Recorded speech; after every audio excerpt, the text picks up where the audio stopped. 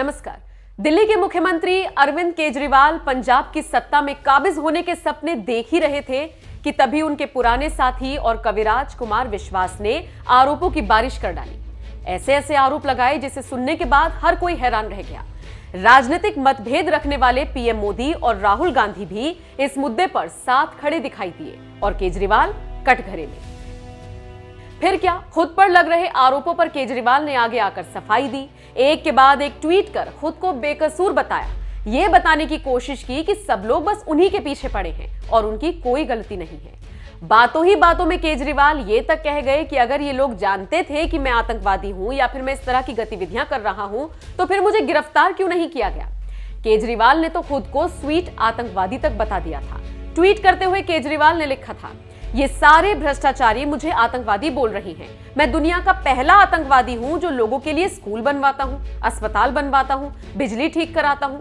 दुनिया का मैं पहला स्वीट आतंकवादी हूं। अंग्रेज भगत सिंह से खौफ खाते थे, इसलिए उन्हें आतंकवादी बोलते थे। मैं भगत सिंह का चेला हूं।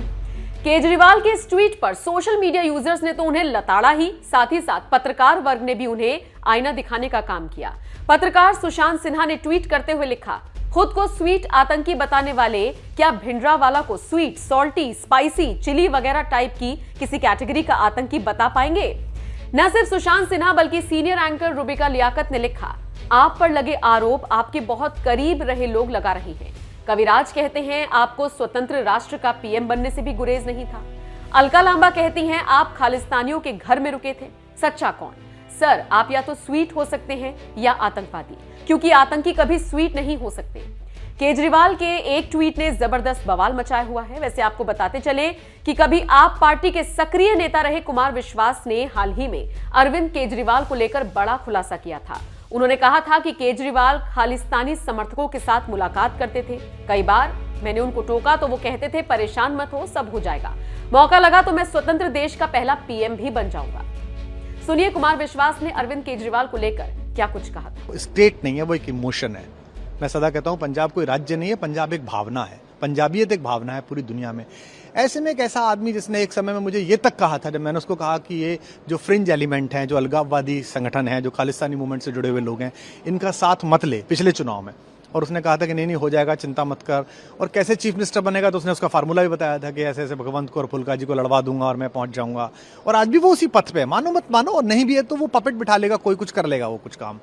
तो ऐसे में उसने मुझे इतनी भयानक बातें बोली जो कि सबको पता है, पंजाब में सबको पता है। कि एक दिन तो मुझसे कहता है कि तू चिंता मत कर, या तो मैं एक स्वतंत्र सूबे का मुख्यमंत्री बनूंगा। और मैंने कहा ये अलगाववाद 2020 का रेफरेंडम आ रहा है, पूरी दुनिया फंडिंग कर रही है आईएसआई से लेके और बाकी अलगाववादी ग्रुप। तो कहता तो क्या हो गया, तो स्वतंत्र देश का पहला प्रधानमंत्री बनूंगा। मतलब जिस आदमी के थॉट में इतनी ज्यादा अलगाववाद को लेके वो हो कि किसी भी कीमत पे बस मुझे सरकार मिले, सत्ता मिले। मुझे दुख ये होता है कि हम चले कहां से थे। जिस मुंबई में मैं शूट कर रहा हूं, आपको याद होगा, अन्ना आंदोलन अकेली चीज थी जिसमें 100 साल में पहली बार डिब्बे वालों ने हड़ताल की थी। भोजन लोगों ने छोड़ दिया था। आज वो इस जगह पे बात आ गई है कि हिंदू की वोट और मुसलमान की वोट, और वो सिर्फ इसलिए कर रहा है, उसको पता है कि इस तरह से बेवकूफ बना के मैं ऐसा कर सकता हूं। चूंकि उसका ये फार्मूला सफल हुआ है तो निश्चित रूप से एक सफल राजनेता की तरह उसे अपना फार्मूला दोहराना चाहिए। अब जनता ही ऐसी है तो इसमें मैं क्या कर सकता हूं, इसमें कोई भी क्या कर सकता है। भाजपा और कांग्रेस के विकल्प के रूप में राजनीति माहिर हैं।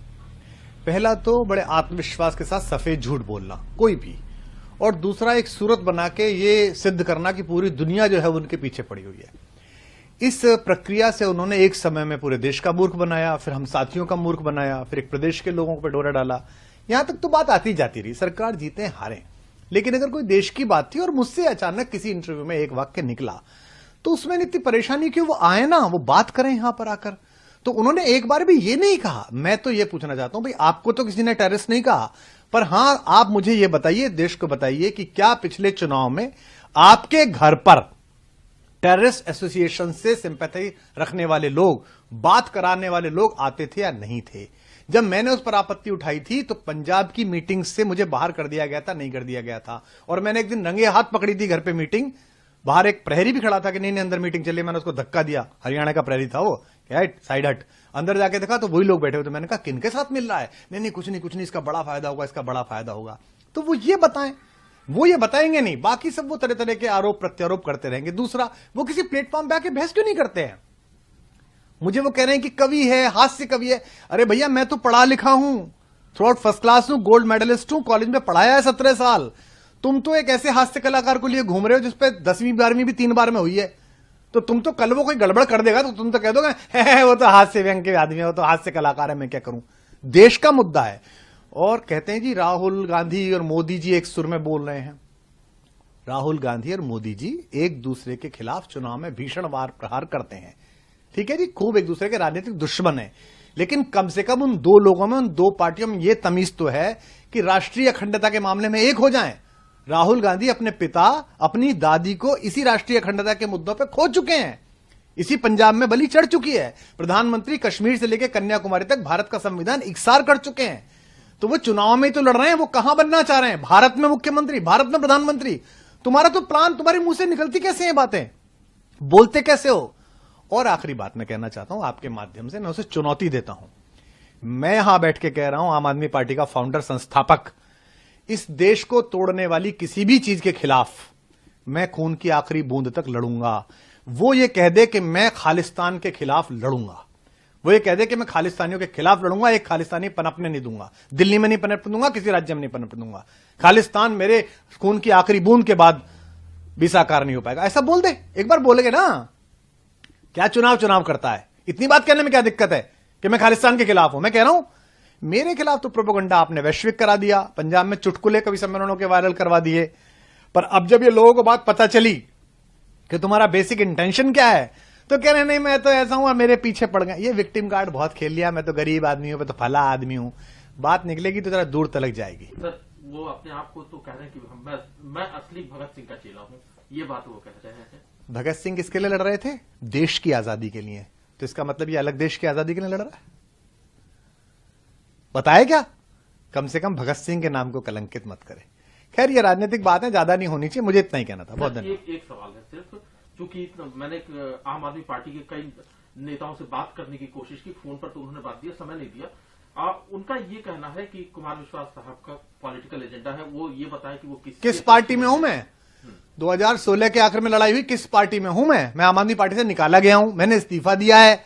जो आदमी कहता था स्वराज से पार्टी है, वो जब से पार्टी बनी है तब से खुद ही अध्यक्ष बना बैठा है अपनी जेब में। और आम आदमी पार्टी के दूसरे, तीसरे, चौथे नंबर वाले कार्यकर्ताओं को बता दूं, ज्यादा ख्वाब मत पालो।